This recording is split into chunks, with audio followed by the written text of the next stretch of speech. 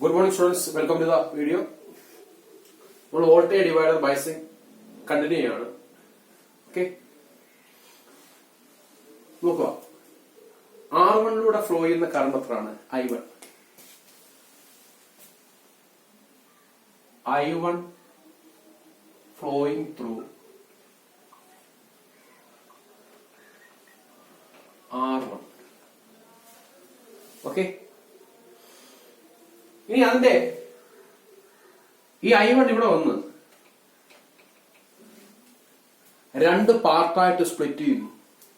ഒന്ന് IB ഒന്ന് I2. IB ബേസിലേക്ക് flow ചെയ്യുന്നു, I2 R2ലേക്ക് ഫ്ലോ ചെയ്യുന്നു.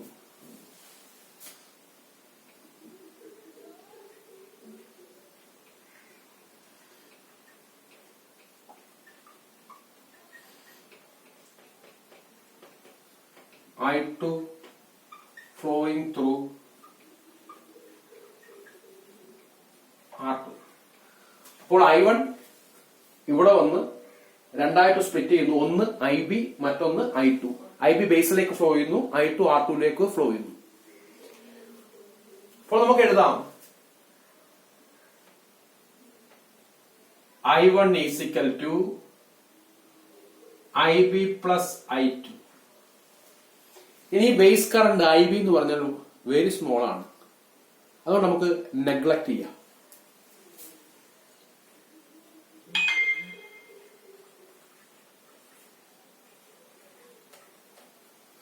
നമുക്കതിനെ നെഗ്ലക്ട് ചെയ്യാം. അപ്പോൾ I1 approximately equal to I2.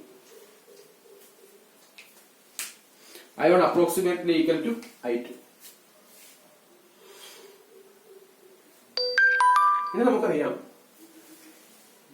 ഇവിടെ VCC കൊടുത്താൽ കുറച്ച് വോൾട്ടേജ് R1 അക്രോസ് ആയിട്ട് വരും, കുറച്ച് വോൾട്ടേജ് R2 അക്രോസ് ആയിട്ട് വരും.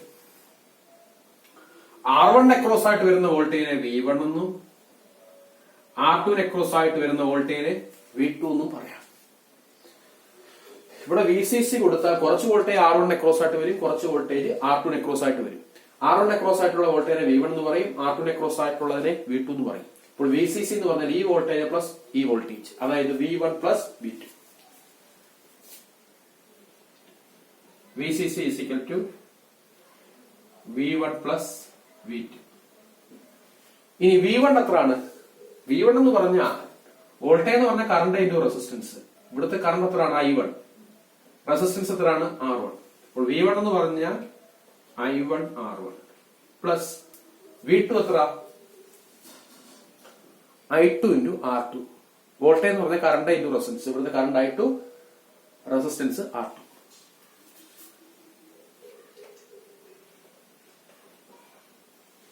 ഓക്കെ. ഇനി നമുക്കറിയാം VCC is equal to I1 R1 plus I2 R2. ഇനി ഇവിടെ നമ്മൾ I1 എന്ന് പറഞ്ഞു കഴിഞ്ഞാൽ IB പ്ലസ് I2 ആയിരുന്നു. അതിൽ IBയുടെ വാല്യൂ വളരെ ചെറുതായതുകൊണ്ട് I1 is equal to I2 എന്ന് എഴുതി. ഓക്കെ. അപ്പോൾ നമുക്ക് ഈ I2 പകരം I1 എന്ന് എഴുതാം. So I1 R1 plus I2 പകരം I1 ആയിട്ടും ഏകദേശം തുല്യമാണ്. അപ്പോൾ I2 പകരം I1 എന്ന് എഴുതാം. Okay. VCC is equal to ഈ രണ്ട് ടൈമിലും കോമൺ ആയിട്ട് I1 ഉണ്ട്. I1 വെളിയിൽ എടുക്കുന്നു. I1 വെളിയിൽ എടുത്താൽ ഇവിടെ ബാക്കി എത്ര ഉണ്ട്? R1 പ്ലസ് ഇവിടെ I1 വെളിയിൽ എടുത്ത ബാക്കി എത്ര ഉണ്ട്? R2. സോ നമുക്ക് I1 is equal to VCC is equal to I1 into R1 plus R2 എന്ന് കിട്ടി. അങ്ങനെയാണെങ്കിൽ I1 ന്റെ വാല്യൂ എത്ര കിട്ടും? VCC by R1 plus R2.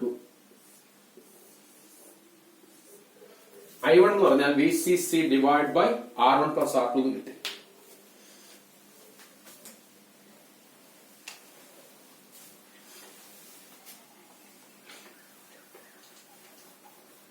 ഇനി നമ്മൾ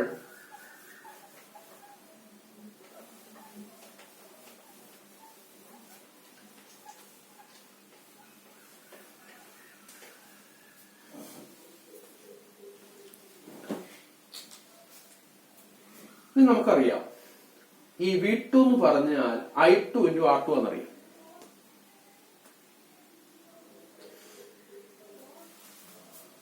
ഈ R2 അക്രോസ് ആയ വോൾട്ടേജ് V2 എന്ന് പറഞ്ഞാൽ I2 × R2 എന്നറിയാം.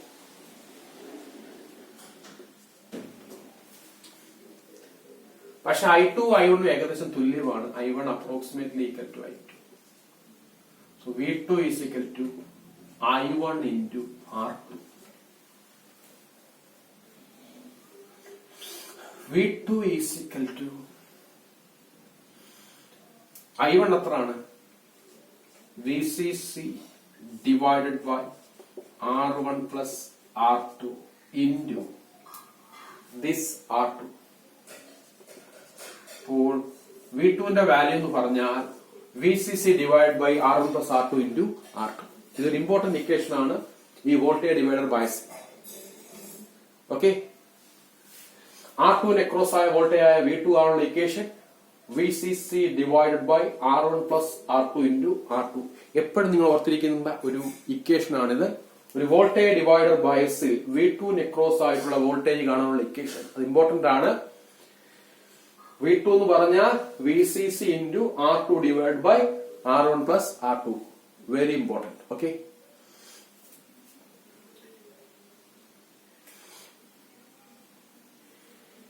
ഇനി നോക്കുക, ഇവിടെ ഈ ബേസിലെ വോൾട്ടേജ്, ബേസിൽ വരുന്ന വോൾട്ടേജ് VB എന്ന് പറഞ്ഞാൽ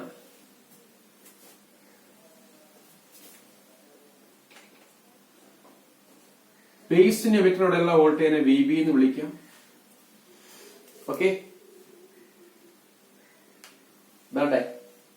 ഈ എമിറ്റർ റെസിസ്റ്ററിന് അക്രോസ് ആയ വോൾട്ടേജിനെ V എന്ന് വിളിക്കാം. അപ്പോൾ ഈ ബേസിലെ വോൾട്ടേജ് എന്ന് പറഞ്ഞാൽ ഈ VB പ്ലസ് VE ആണ്. ഈ ബേസിലെ വോൾട്ടേജ് എന്ന് പറയുന്നത് ബേസിന് എമിറ്ററിന് ഇടയിലുള്ള വോൾട്ടേജ് പ്ലസ് എമിറ്റർ റെസിസ്റ്ററിന് ഇടയിലുള്ള വോൾട്ടേജ്. ഓക്കെ, അപ്പോൾ VB എന്ന് പറഞ്ഞാൽ VB പ്ലസ് VE ആണ്. അപ്പോൾ ബേസിലെ വോൾട്ടേജ് എന്ന് പറഞ്ഞാൽ ബേസിന് എമിറ്ററിന് ഇടയിലുള്ള വോൾട്ടേജ് ആയ VB പ്ലസ് എമിറ്റർ റെസിസ്റ്ററിന് അക്രോസ് ആയ വോൾട്ടേജ് ആയ VE ആണ്. അപ്പോൾ VB is equal to VB plus VE.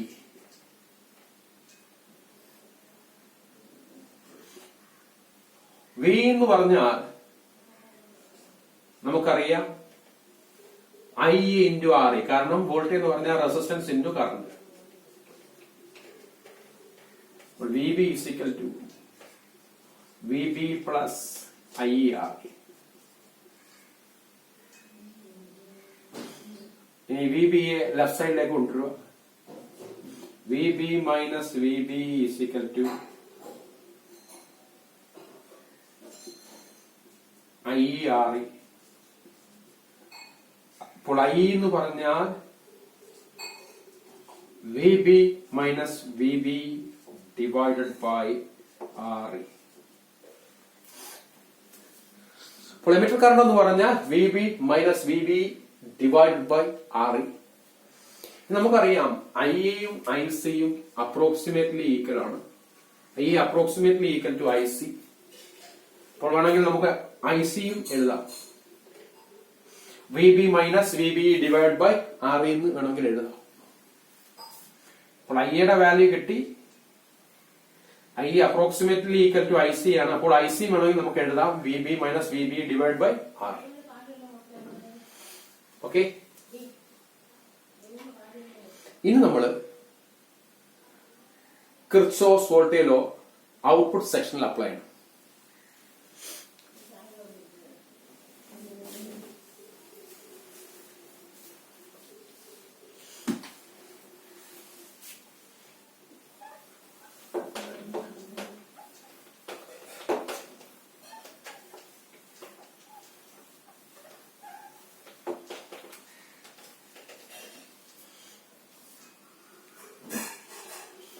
നമുക്കറിയാം ഇവിടെ VCC അപ്ലൈ ചെയ്ത് കഴിഞ്ഞാൽ ആ VCC കുറച്ച് വോൾട്ടേജ് RCക്ക് ക്രോസ് ആയിട്ട് വരും, അതിനെ VRC എന്ന് പറയും. കുറച്ച് വോൾട്ടേജ് കളക്ടറിനും എമിറ്ററിനും ഇടയിൽ വരും, അതിനെ VC എന്ന് പറയും. ബാക്കി വോൾട്ടേജ് ഇതാണ്ടേ REക്ക് ക്രോസ് ആയിട്ട് വരും, അതിനെ VRE എന്ന് വിളിക്കും.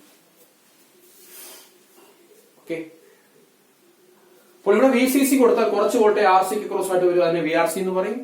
ബാക്കിയുള്ള വോൾട്ടേജ് കളക്ടറിനും എമിറ്ററിനും ഇടയിൽ വരും, അതിനെ VC എന്ന് പറയും. ബാക്കിയുള്ള വോൾട്ടേജ് REക്ക് ക്രോസ് ആയിട്ട് വരും, അതിനെ VRE എന്ന് വിളിക്കും. അപ്പോൾ VCC എന്ന് പറഞ്ഞാൽ ഈ വോൾട്ടേജ് പ്ലസ് ഈ വോൾട്ടേജ് പ്ലസ് ഈ വോൾട്ടേജ്. അപ്പോൾ VCC എന്ന് പറഞ്ഞാൽ ഇവിടുത്തെ വോൾട്ടേജ് VRC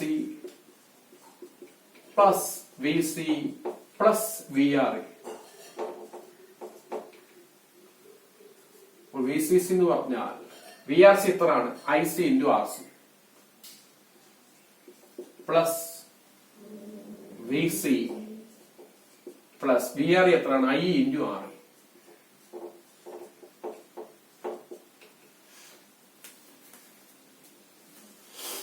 ഓക്കെ, ഇനി നമ്മൾ ഇതിനകത്ത് നിന്ന് VC കണ്ടുപിടിക്കണം. ഓക്കെ, നമുക്കറിയാം IC approximately equal to I എന്നറിയാം. അപ്പോൾ ഈ Iക്ക് വരെ IC വേണമെങ്കിൽ കൊടുക്കാം. IC ഏകദേശം തുല്യമാണ്, അതുകൊണ്ട് Iക്ക് വരെ IC കൊടുക്കാം. IC into RE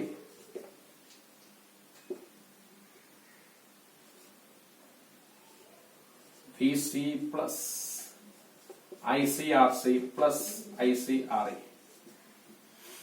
is equal to VC. ഈ രണ്ട് ടൈമിലും I ഉണ്ട്, I പുറത്തെടുക്കും. ഇവിടെ ഈ രണ്ട് ടൈമിലും I അല്ല IC ഉണ്ട്, അപ്പോൾ IC പുറത്തെടുക്കുക. ICRCയിൽ IC പുറത്തെടുത്താൽ ബാക്കി RC പ്ലസ് ICREയിൽ IC പുറത്തെടുത്താൽ ബാക്കി എന്തുണ്ട്? RE.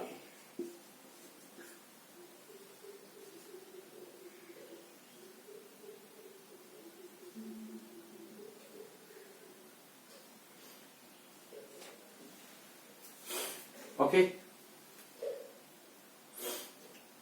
ഇനി VC കണ്ടുപിടിക്കാൻ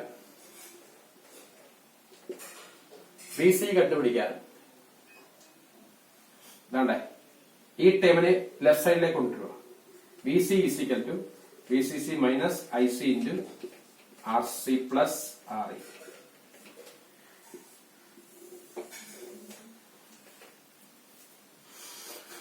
ഓക്കെ,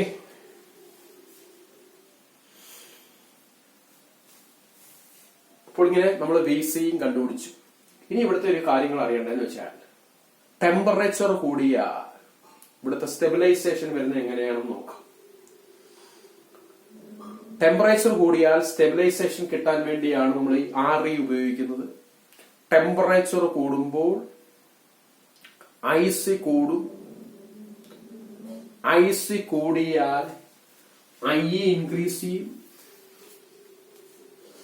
ഞാൻ കഴിഞ്ഞ ക്ലാസ്സിൽ ഇത് പറഞ്ഞതാണ്, ഞാൻ ജസ്റ്റ് ഒന്നും കൂടെ റിപ്പീറ്റ് ചെയ്യുന്നേ ഉള്ളൂ. അപ്പോൾ ടെമ്പറേച്ചർ കൂടിയാൽ IC കൂടും, IC കൂടിയാൽ IE കൂടും, IE കൂടിയാൽ REക്ക് ക്രോസ് ആയിട്ടുള്ള വോൾട്ടേജ് ഡ്രോപ്പ് കൂടും, അതായത് IERE കൂടും.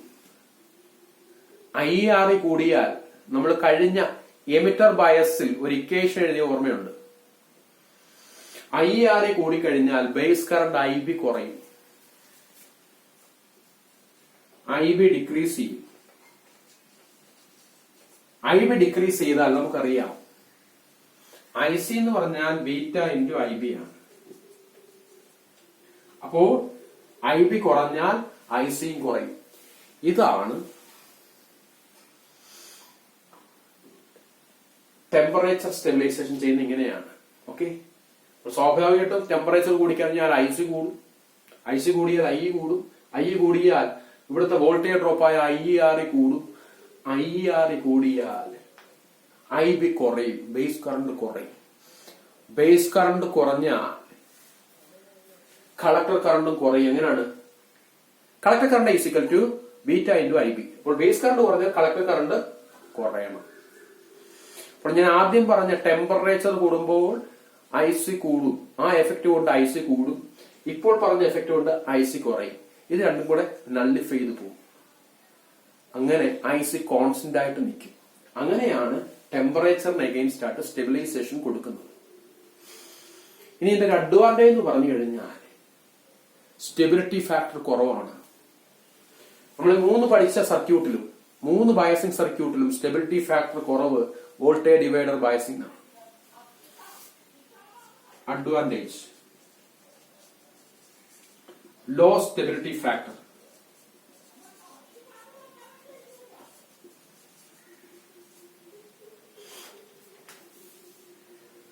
ഇതിന്റെ സ്റ്റെബിലിറ്റി ഫാക്ടർ കുറവാണ്. എപ്പോഴും ഒരു ബയസിംഗ് സർക്യൂട്ടിനെ സംബന്ധിച്ചിടത്തോളം സ്റ്റെബിലിറ്റി ഫാക്ടർ കുറഞ്ഞിരിക്കണം. വേറൊരു അഡ്വാൻറ്റേജ് എന്ന് പറഞ്ഞാൽ operating point is independent of beta. Operating point is independent of beta. ഇത്രയുമാണ് ഈ സർക്യൂട്ടിന്റെ അഡ്വാൻറ്റേജ്. ഏറ്റവും കൂടുതൽ ബയസിംഗിന് വേണ്ടി ഉപയോഗിക്കുന്ന സർക്യൂട്ട് വോൾട്ടേജ് ഡിവൈഡർ ബയസിംഗ് ആണ്. ഓക്കെ, അഡ്വാൻറ്റേജ് എന്ന് പറഞ്ഞാൽ സ്റ്റെബിലിറ്റി ഫാക്ടർ കുറവാണ്, operating point is independent of beta. Okay, അപ്പോൾ ആംപ്ലിഫയർ ഏറ്റവും കൂടുതൽ ഉപയോഗിക്കുന്ന ബയസിംഗ് വോൾട്ടേജ് ഡിവൈഡർ ബയസിംഗ് ആണ്.